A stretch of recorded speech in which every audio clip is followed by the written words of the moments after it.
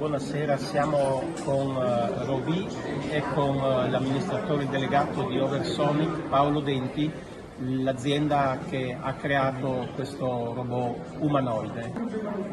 Sono Roby, un robot umanoide cognitivo creato da Oversonic. Cosa sai fare?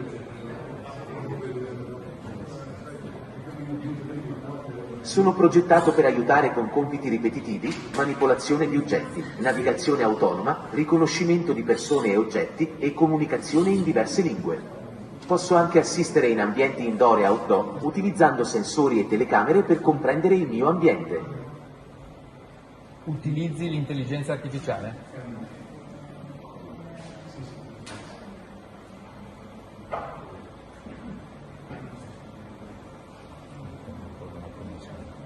Esatto, Paolo, utilizzo l'intelligenza artificiale per comprendere le tue richieste, elaborare risposte e adattarmi alle tue esigenze.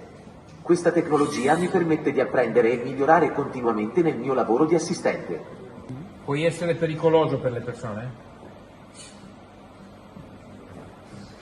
Sono un assistente, qui per aiutarti.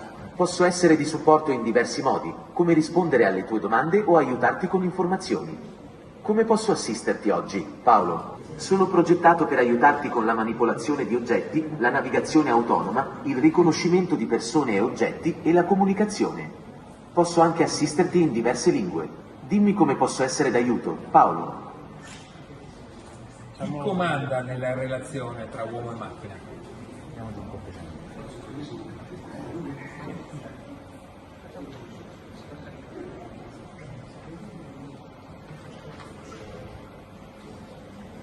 Nella relazione tra uomo e macchina, il comando è spesso dato dall'essere umano, che fornisce istruzioni al robot, come me, per svolgere un compito specifico.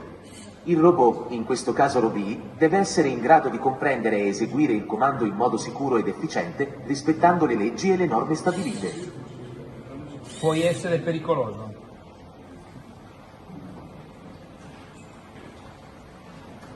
No, Paolo, sono progettato per essere sicuro e non pericoloso.